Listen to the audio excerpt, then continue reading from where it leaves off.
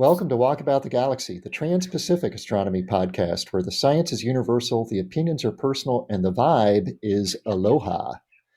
We are Strange, Charm, Up, and Top, the Astrocorps, also known as Josh Caldwell, Addie Dove, Hannah Sargent, and Jim Cooney.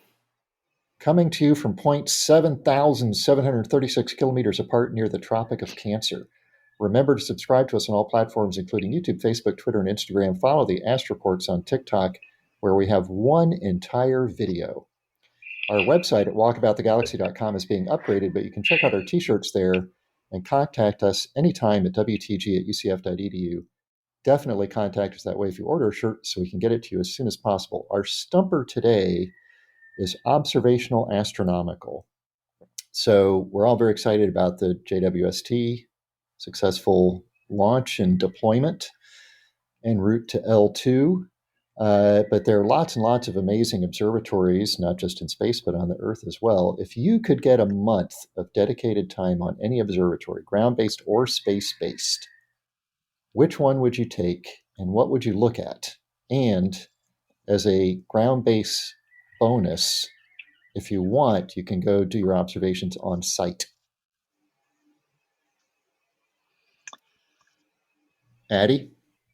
Oh man, I was hoping to not go first because I am not an observational person, so I actually don't know. I feel like I don't have a good grasp on all of the telescopes and their capabilities. But I think I would want to do a ground-based one and go there and take observations because that's like one of the things that, like, as an astronomer, I sort of did that, so when I spent the summer in Hawaii, where you are, Josh. Yeah. We went for a weekend to Mauna Kea and we got to be there and we got to observe someone else observing.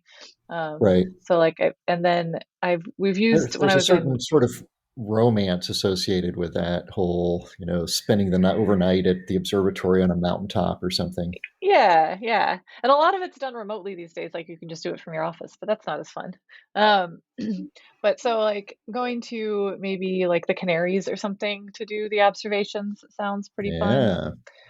So Grand Canary. And I'd probably look at asteroids or the moon or something because I'm me. So we're going to say the Canary Islands and asteroids. Probably an infrared telescope, maybe. Take some near infrared observations through the Earth's atmosphere. Hannah, what about you? This question was really hard for me as well for exactly the same reason. I'm not an astronomer. But the only thing I know, I don't know if it counts, but the only I guess telescopes and things that I'm aware of that relate to what I'm interested in are, for example, the Parkes telescope in Australia, and it was used to monitor and track the Apollo missions when the Earth was spinning, and it couldn't be tracked from the US.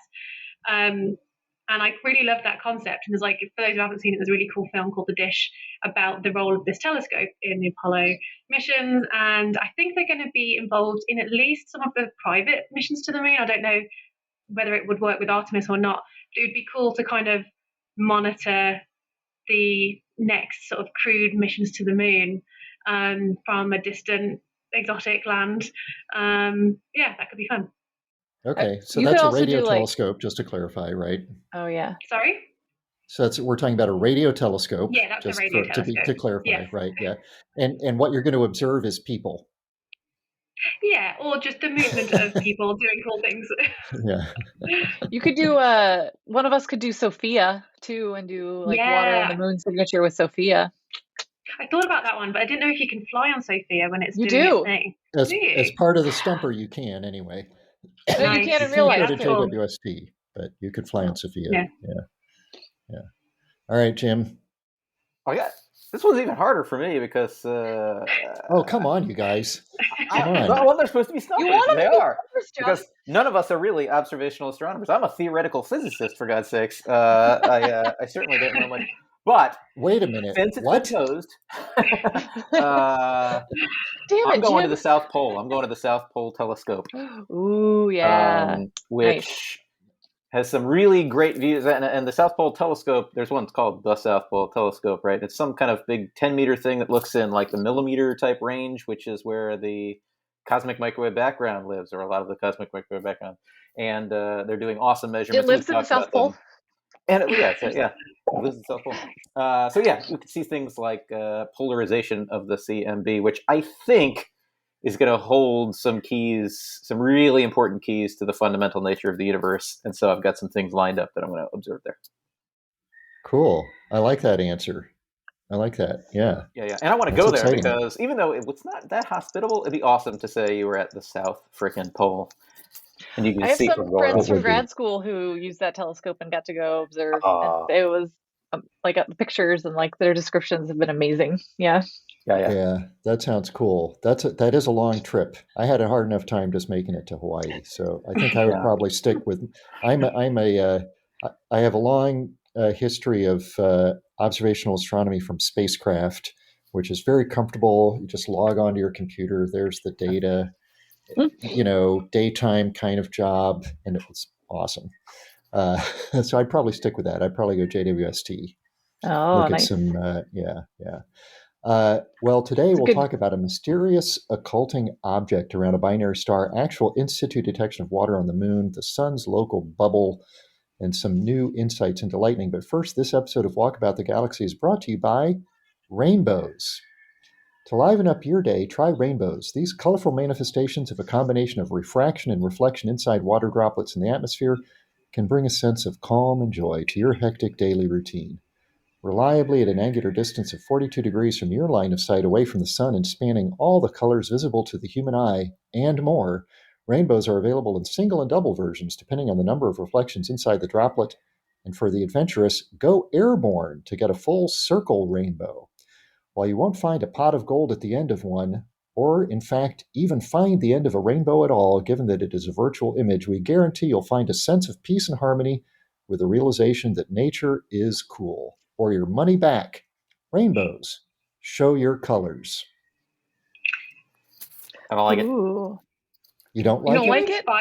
I don't like it because it gives me nightmares. Just because when I was in grad, rainbows give me nightmares. In grad school, one of the qualifying questions on my qualifying exams was it was something about rainbow, like from first principles, from Maxwell's equations. You had to explain everything about a rainbow. Oh my god! Oh my gosh! And so now I have nightmares about rainbows, but they are very pretty. Whoever that professor is that set you that question that ruined rainbows for you, and probably a bunch of other people, needs to be punished. Not cool. Yeah, that's horrible. So were you, Josh, inspired? What's that? Were you, Josh? Were you inspired by some pretty rainbows that you've seen on your travels to Hawaii? Well, I've been here just 24 hours or so, and I haven't seen a single rainbow yet, which is very abnormal. I once saw a halo rainbow like from above the clouds when I was skydiving in Hawaii. Oh my gosh, cool. That's awesome. It was amazing. That's amazing. Yeah.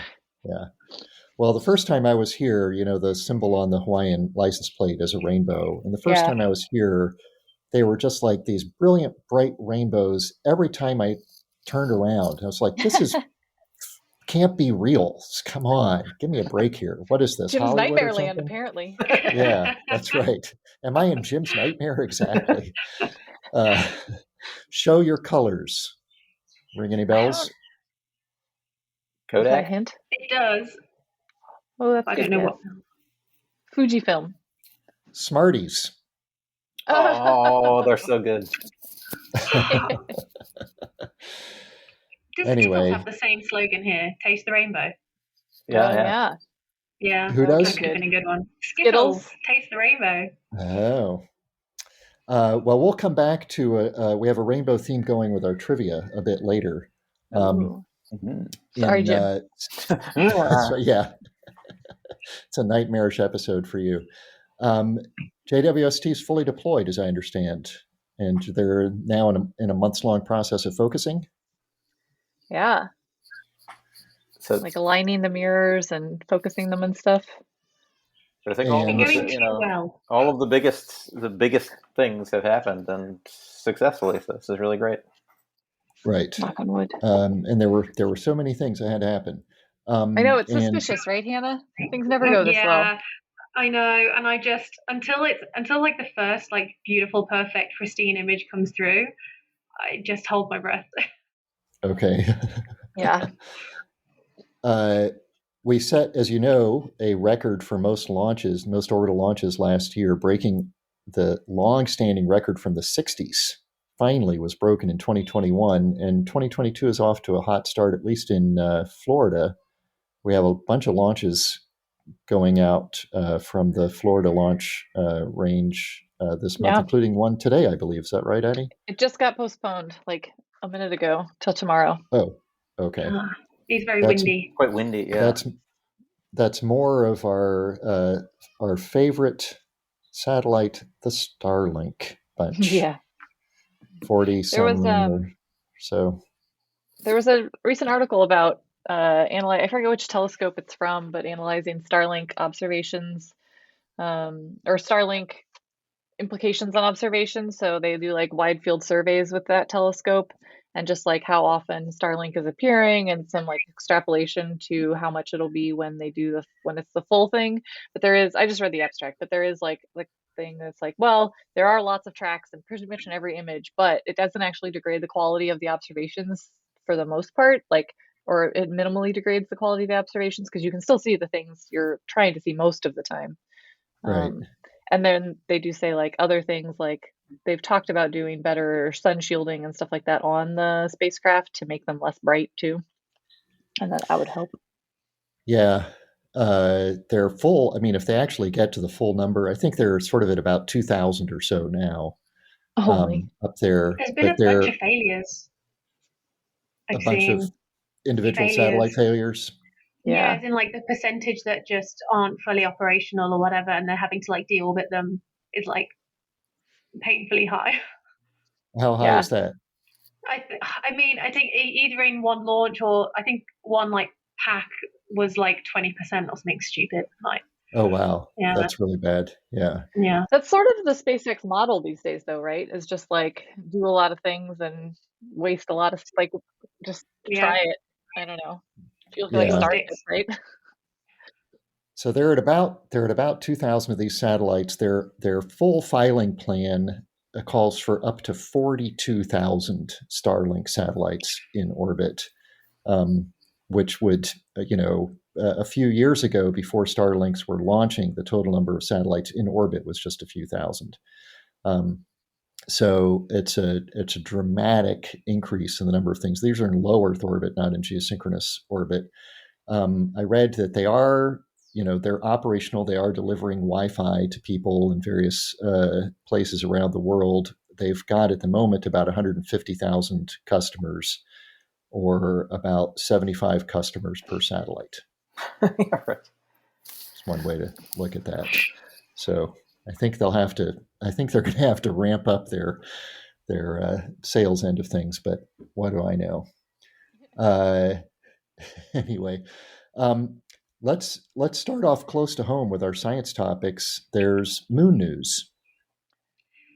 There is moon news. So I know we always talk about water on the moon. There's always discovery of water on the moon as if it's, brand new information, but it's just what type of discovery it is. So this is the first time that water has been detected by an in situ lander or rover or whatever. So all our observations of water so far have come from either sample return or orbital detection. And the Chang'e 5 rover or mission, which landed late 2020, I believe, has done some, I think it's infrared spectroscopy, and detected some water in the very top layer of the soil and a particular rock. And it's in very small amounts. We're talking a few hundred parts per million, which matches similar measurements that people have made to using these other techniques. And because it's in the surface layer, we think, or it's been suggested, that it's most likely going to be this like a solar wind implanted. So you've got the hydrogen coming in as part of the solar wind, and it's interacting with the minerals there to produce this hydroxyl, which is OH, or water, which is H2O. And then there is potential that they've got this, they've measured water on this particular rock as well. And there's potential that this rock could have come from, say, deeper within the moon. Maybe it was like released from like an impact or an ejection from material deeper within the moon, which could have more volatile, so more water within it. But unconfirmed kind of source of water, but it's there, first time, close up and personal. So this was measured, we said in situ because it's there. This is the Chinese lander that's near the South Polar region on the far side of the moon. Is that right? This one is near side, I think, Oceanus Procellarum, however you pronounce that one. Procellarum. Yeah, and it was, I believe, so this was a landing site that was chosen because it was one of the youngest, or potentially one of the youngest areas on the moon, geologically speaking. So it's, they've been doing lots of interesting kind of analyses of the material there for that reason. And as part of that, they've got this this water detection as well. Okay, so this lander's in Mare Procellarum, and it was chosen because it's a wider shade of pale. That's just for our listeners over 60. In any event, so I don't think either of the other two know what you're talking about. I know. So it's in situ because the lander is there, but you mentioned it's an infrared measurement, so it's still a camera looking at a spectrum of something. Like it wasn't a chemical sniffer or sort of a ion mass spectrometer type of like I've actually got my grubby little fingers on those water molecules. But those are coming this year, I believe, or in the next grubby few fingers? years. The grubby fingers are coming. I think that's because, especially if we're heading to the polar regions where we're going to have higher concentrations of actual volatiles, not just, I guess, hydroxyl, which is kind of bound up within the minerals. This will be actual volatiles, hopefully, in the poles. I mean, one of the reasons people, when we're talking about going to the moon or Mars and we get excited about water, it's not so that we can like dig up a couple of bucketfuls and take it into our moon kitchen and heat it up and then drink a glass. It's really to actually break the water apart to get oxygen and hydrogen, right? Yes. Largely. So like that you've got the two different kind of approaches to it. So you've got the exploration side, which is using it as a resource, where you can have split up your hydrogen and your oxygen, so for your rocket propellant, or oxygen for life support and such. And then you have like the science side of things, which is, okay, what is the water cycle on the moon? Because the moon does have a water cycle, and we're trying to understand where is this water coming from, the different sources of water, how does it migrate around the moon, which is like interesting in and of itself. So we're not just going to dig up water for fun. Right. So right. But I mean, part of it is what made me think of that is that you were saying that some of this water may have been produced by implantation of solar wind hydrogen, sort of impacting minerals on the moon that happen to have oxygen in them, right? Mm-hmm. Well, if we already know that there's oxygen in those minerals, great, there's your oxygen, and hydrogen is a dime a dozen in the universe. So it's kind of why get excited about it being water when those are put together when all you're going to do in the end is take them apart anyway. You're just after the oxygen and the hydrogen. Well, I have an answer. It's because we don't know which one's best. So, melting frozen water in the poles is arguably sort of easier than doing a very intense, like energy intensive chemical reaction to draw oxygen out of minerals. So you can either target a really convenient landing site on the near side of the moon, equator, and do one of these really intense chemical reactions, or you can head to the poles, which is, I guess, more difficult to access, but potentially requires less energy to extract that water. So it's kind of a trade-off between where you want to put your base. Okay, sounds cool. We'll keep our eyes on it. Moving a little bit further afield to the sun and its neighborhood, and it sort of, I don't know, I was going to try to make a very complicated connection to isotopes and things in the supernovas that may have triggered the formation of our own solar system forming or whatever, but I won't. I'll just waste time talking about it. We can see those on the moon because it's a tracer of our history. There you go. Right? Mm-hmm. So there are some new insights, though, about the sun and its local neighborhood. Yeah, it's called the local bubble, which Not to I be like bubbles a confused with lot. like the So local supercluster or anything like that. no, it's different. Somewhat This smaller. somewhat smaller. So this is a bubble in the Milky Way. Yeah, this is just I read this and it seems just a really cool thing. I mean, it seems like all of the youngish stars around us were all born, or all the result of a supernova event. I don't know, something like 15 million years ago or something like that, where, when a supernova goes off, there's this pressure wave that, flows out into space and that compresses clouds of gas and dust, which can trigger star formation. We probably think that, something like that is likely, the progenitor of our solar system, but that was so far long ago, right? 5 billion years ago, that we don't really have any, all the stars have moved so much since then that we can't really trace that event back. But this 15 million year ago event, we can't see the bubble in gas, but we can see that like all of the recent star formation has happened on this kind of shell of stuff that's been going out from this thing. So that's it's kind of cool. And it just so happens the sun currently is near the center of that bubble. So it's like, so we're passing Yeah. through. We're an passing interloper. through, right? I mean, we were not, obviously it wasn't a partner of the sun that went supernova or anything like that. 15 million years, stars can move quite a bit, but we're currently in the middle of this bubble, so we can look out there and see all this star formation because of a. Remind us how long it takes the sun to go around the Milky Way once. It's like Takes 250 million years. Okay, so we've done what, a dozen or more tours of the Milky Way since the sun was born. So Yeah. everything's all lost from that, and at the moment we're passing through one that is still sort of intact, 15 million years old.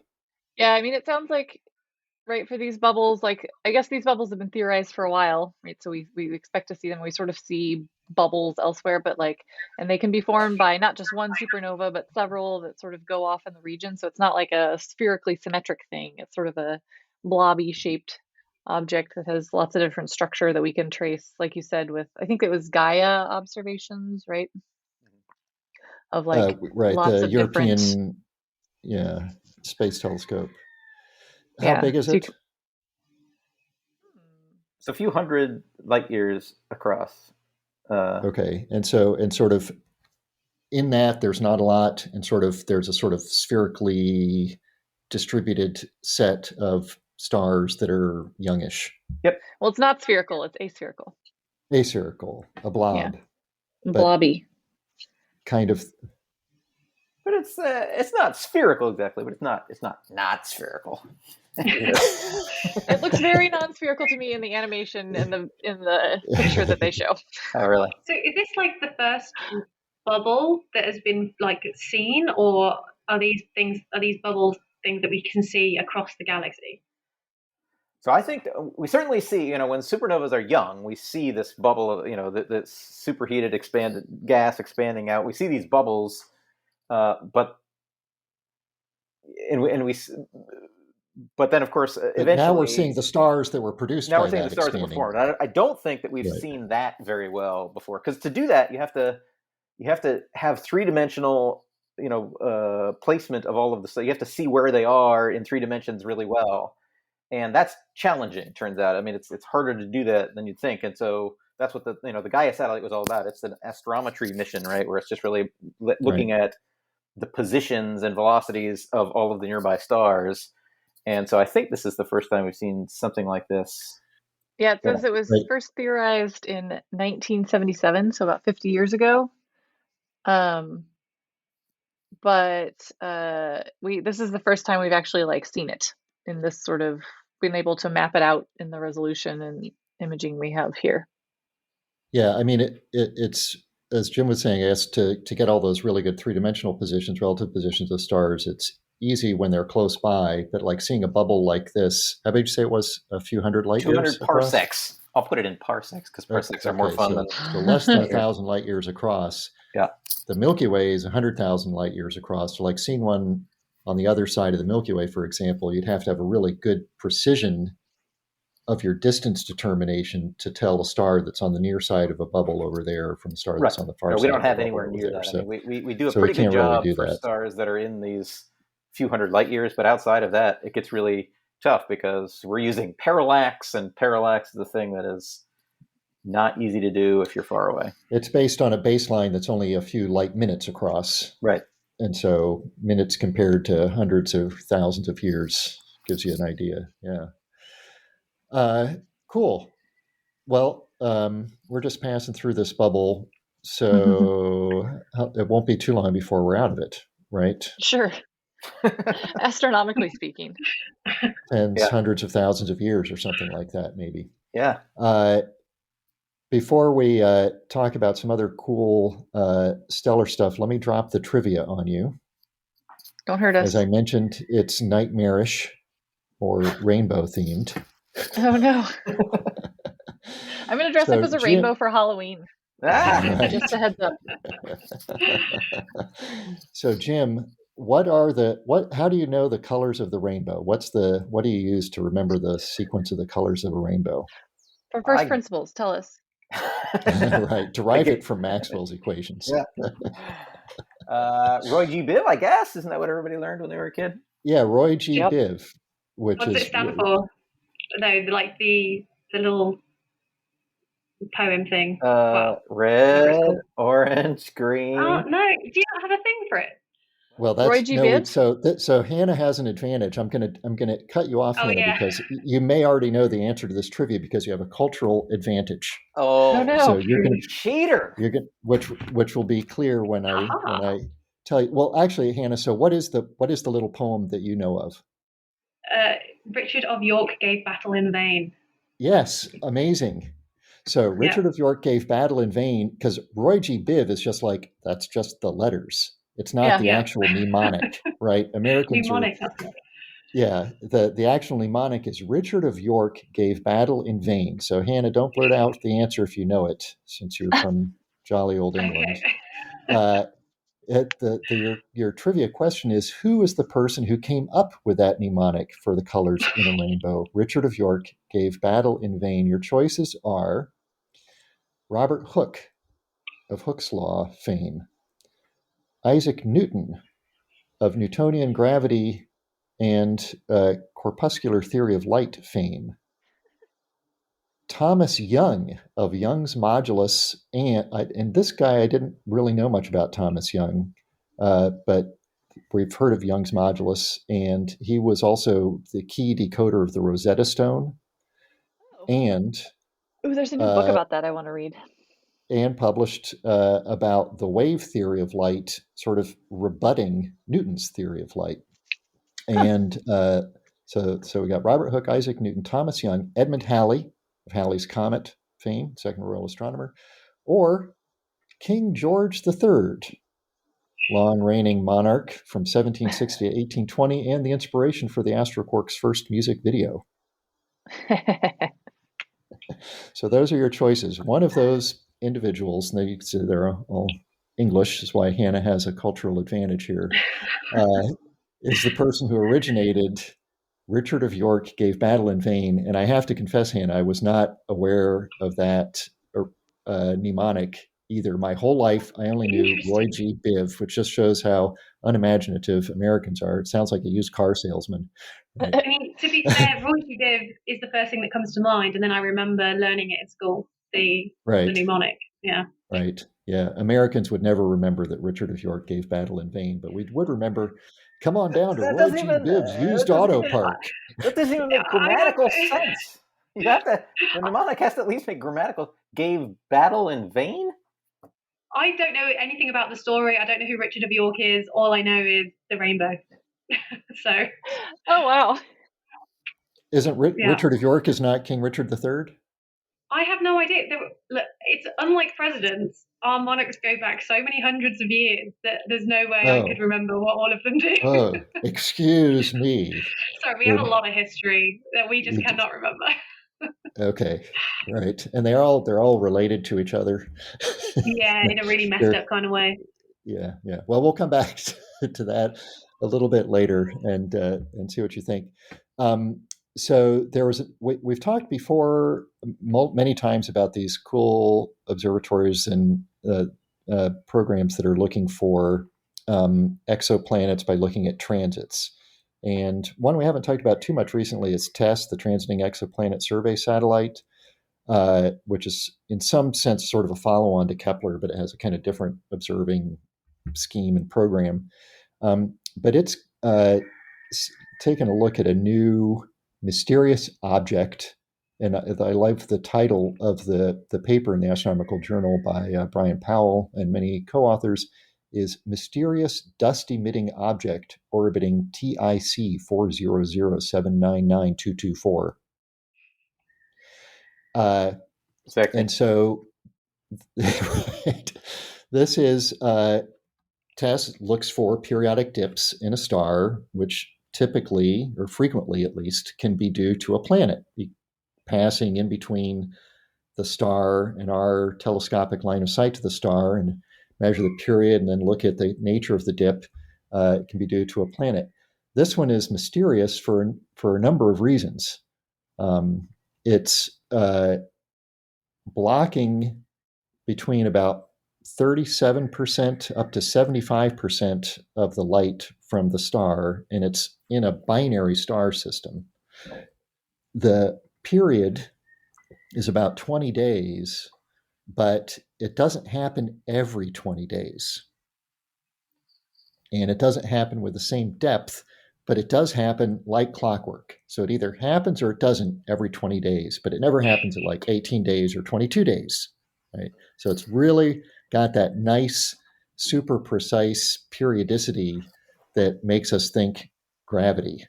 Something is in orbit and has that nice, metronomic quality of things that are in orbit around something else. That's your next TikTok video, Jim. Waving his miniature alien at the screen. That's an alien. It's aliens. That's aliens. They did not actually. I have to say that the paper did not consider. They considered lots of possibilities for what was producing this dip, and aliens was not among the possibilities. There was something. That's not very thorough. There was something about a star being blocked by something that we've talked about previously on the show, right, Jim? Where they were suggesting maybe it's some alien megastructure or something. Yeah. In this case, they considered several scenarios. They concluded it's most likely dust, but it's a kind of a lot of dust. Like dust in a confined cloud of dust, I guess. It's confined enough that it comes back 20. That it's this periodic thing.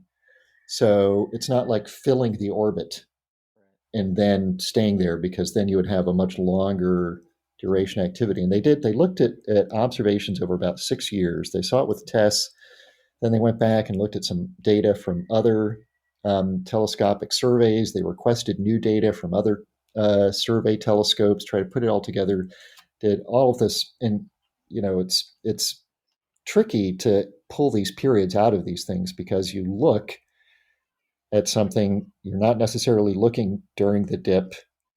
We're stuck on the Earth. You got to have your telescope pointed at, able to see the star at the right time, and you've got weather considerations, blah, blah, blah, all these things. So they did lots and lots and lots and lots of very careful analysis to put all this together. And it really is, a very convincing period of this 19.77 day repetition, but not every single time. The most recent survey they did was a ground-based telescope, the 3 occasions to see it, they saw it in 2 out of those 3. That's bizarre that you just wouldn't see it at all. I don't understand. Well, I did see. Go ahead. Sorry, I remember seeing sort of when they were asking other scientists about what it could be, because the team say that they've managed to rule out most of the reasons, but there are still kind of skeptics suggesting that it could be sunspots that are changing that luminosity periodically, if those sunspots are growing and disappearing and whatnot, which I thought was interesting. But yeah, I don't know enough about how they can tell whether it is a sunspot or not.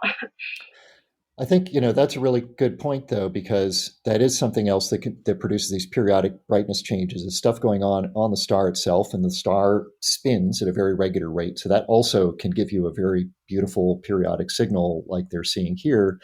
And maybe there's something going on inside one of these stars that like you said, is blomming up big dark sunspot regions. And if you look at that region every 20 days, but it's not always such a dramatic event there. One of the things that could have really put the nailed the case for dust is dust gets warm and then radiates in the infrared, and then you would be able to see telescopically, spectrally, you would be able to see infrared emission from that warm dust, and then that would really seal the deal for it, I think. Unfortunately, at 20-day period, this dust would be at about 1500 Kelvin. And for various observational reasons with what they're looking at, they don't think they would be able to see that spectral emission from dust in that particular case. They actually do see an emission at a much lower temperature, which would be something further out. But so they considered, assuming it's dust, which again, as you pointed out, Hannah, there are other possibilities. Disintegration of some sort of object via sublimation, meaning something you're so close to the star, it's sort of evaporating. Collisions with some sort of asteroid type object that are occurring on a large, so you have like an object that's on a 20-day period close in around the star, and it's getting smacked occasionally. And when it gets smacked, it produces a big cloud of dust. And then if that happens when it's in between us and the star, you see the dip. And if it doesn't get smacked at that time, you don't. And that's what they believe is the most likely scenario. It's actually a pretty significant amount of dust. If it were like a continuous erosion process, then the asteroid series would be gone in 8,000 years. It's that fast sort of mass loss rate. If you take a look at how long that stuff lasts after it becomes dust before it's removed from the system. Yeah, and if it was continuous, you'd expect it to be you'd probably expect more of a distribution around the orbit too. Right. Yeah. So mysteries. Yeah, and there's been there's a half a dozen or so of these sort of, with caveats Dyson that it's spheres. not. Yeah, these sort of weird things that we've seen there that, usually we end up with dust as the culprit, just like with lots of things in solar system stuff. We usually sort of end up with collisions as the culprit. Why did that happen? Must have been This one is both. Collision. This one is both. Maybe it's alien warfare going on around Yes. the alien collisions. It could be like in that original series episode, A Taste of Armageddon, which you probably haven't watched yet, Hannah. You're right. I haven't. Have you made it to City on the Edge of Forever, at least? Yes. I don't remember what happens, but it looked pretty. What? I was probably vacuuming or something. I have it on in the background. Oh. You're going to get fired. I know. I'm going to get choked up this podcast, aren't I? You had City on the Edge of Forever on in the background while vacuuming? I'm just devastated. You're on thin ice. It looked pretty. It doesn't look pretty. Anyway, we had some the lightning news.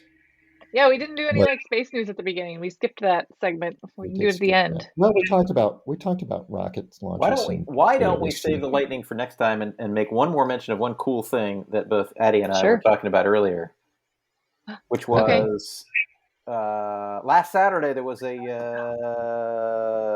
big volcanic eruption on Tonga, which is an island in the Pacific, or off that island or something like that. And the videos from that, I mean, you could see from satellite this thing. It was like a like a nuclear bomb going off and this huge mushroom cloud of stuff and ash and all this kind of, and of course there were some tsunamis, and even Josh, you there in Hawaii, I guess they had tsunami warnings. I don't know if anything serious happened in Hawaii, but and on the U.S. East Coast and Alaska and things like that as well. West Coast, right? The Pacific Coast. But I think a really cool thing, and this is what Addie and they were looking at, is that kind of event. It was such a violent explosion that triggers this awesome pressure wave in the Earth's atmosphere. Yes, and you could see it in some of the satellite images. So cool, right? On our big one. yeah, you could see it in the videos. You could see that pressure wave going out, and actually on our weather stations, you could see the pressure blip rise. We saw that's so awesome.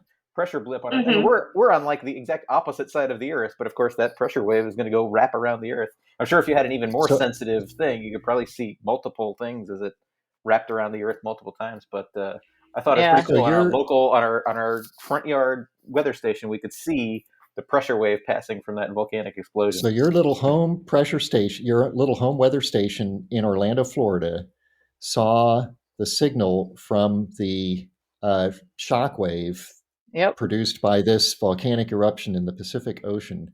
So how long after the eruption did you see that? So, yeah, we had worked it out. It was many hours. It was the right. I remember that we had we did some calculations to see, because obviously it does take, these pressure waves travel at like the speed of sound, which is something like 330 meters per second or something like that. So, and it's a very long way away, obviously. But we did the right calculations that it was many hours. I can't remember now. Was it 10 or 15 hours or something like that after the event? It was like 9 time, and I don't remember what time the volcano. Yeah, but we worked it out, and it was like at the appropriate time. That's when it should show up, given the speed of sound and how far away it was. So yeah, I saw a cool one from some weather stations in the Keys that had it in Marathon and Key West or something, maybe. So like far-ish apart. And like you could actually see that they happened at different times, and it was so they calculated it moving at like 600 mile, I don't know, some obscene speed, right? But it was cool. You could see it localized. I saw some people were able to detect it in the UK sooner than places, I guess, closer to the volcano, because it'd gone sort of like over the pole way, and it was an argument against flat earthers, basically showing that it was able this shockwave went like over the poles and around to other areas quicker than it did sort of horizontally, which is really cool. Jim, you got to include that in your model. That's right. Still waiting for that. It's going to need more than mirrors now. Can you make a TikTok video about your flat Earth model, Jim? Yeah. The volcano, I've read it described as an undersea volcano. Does that mean the explosion actually occurred below the surface of the sea? Yeah. I think the very tip of like the caldera edge was above. Like there were like little bits of island stuff above to begin with, but now there's less. Like some of that got blown off. Wow. Hopefully our thoughts with the people of Tonga, because the ash fallout was quite hazardous. They've got issues with fresh water. New Zealand and Australia, I believe, are helping out locally for them. And it was, a very planetary scale event. The satellite images are, shocking. And as you mentioned, Addie, you can see that pressure wave. It reminds me of the great movie Deep Impact, where you can also see the shock wave following the impact. Were you in the air? Because if you're in a plane, could you have felt that? Or would it be too small? It's a measurable pressure change, right? But I think like with the scale of what the pilots have to deal with, it's probably not a huge thing. And I'm not sure how high up it would go either. That's true. How high it extends. The cloud extended up into the mesosphere. Oh my gosh. Okay. So obviously if you're that close, yes. Yeah. Okay. Well, very dramatic. And now I want to buy a new weather station We have the same one. We can tell you which one we have. Did you see it as well, Addie, in your weather station? Yeah. Okay, cool. We're the ones who told them to look at theirs. Okay. That's cool. That's cool. All right. Well, Hannah and I each have to get our own weather stations now. I'll work All on it. right. So let's come back to Jim's nightmare. He has not escaped. Who came up with the mnemonic Richard of York gave battle in vain? Was it Robert Hooke, Isaac Newton, Thomas Young, Edmund Halley, or King George III? And we're going to take Hannah last, of course, and we'll put Jim out of his misery first. So, I'll go with Hook. Hooke. I feel like I have a bad sense of time scale for all of these people. They're all actually at around the same time period. So King George Really? III was Okay. king from 17. No, not well. I mean, astronomically speaking, Okay. they're they're sort of 17th and 18th century people. Okay. Let's go with Hallie. Hannah, what do you say? I've got no concept, so I'll go for Young. You're going for Young. Young Yeah, was just to my cover all bases. Young was my planned distractor because he did actually about 100 years after Newton put out this wave theory of light, which I rebutting Newton's particle theory, but I don't really understand Newton's particle theory because Newton is the one famously, in our pictures at least, in school books, is seen holding a prism up to a small window in a darkened room, and seeing all the colors of the rainbow. And it was, in fact, Isaac Newton who came up with this mnemonic, Richard of York gave battle in vain. Isaac, we all got it wrong. Oh, we stink. Yeah. What are the odds? 40% or so. Anyway, while it may have felt like flying from Orlando to Lihue, it was just another episode of Walk About the Galaxy. Give us 5 stars and we'll give you a periodic cloud of dust. Be sure to follow us on Facebook and Instagram to get all our updates, and check out our website at walkaboutthegalaxy.com. Subscribe to our YouTube channel where you can see most of our episodes, some of our bloopers, and all of our music videos. Catch up on old episodes wherever you get your podcasts. Follow us on Twitter. At walk_the_galaxy. And ask us questions anywhere using hashtag AskWTG. Our theme music was composed by Richard Drusik. Thanks to our listeners in Hawaii and around the world. Stay safe. I'm Josh Caldwell. I'm Addie Dove. I'm Hannah Sargent. And I'm Jim Cooney. We're the AstroQuark signing off until the next episode of Walk About the Galaxy. Aloha. Nice.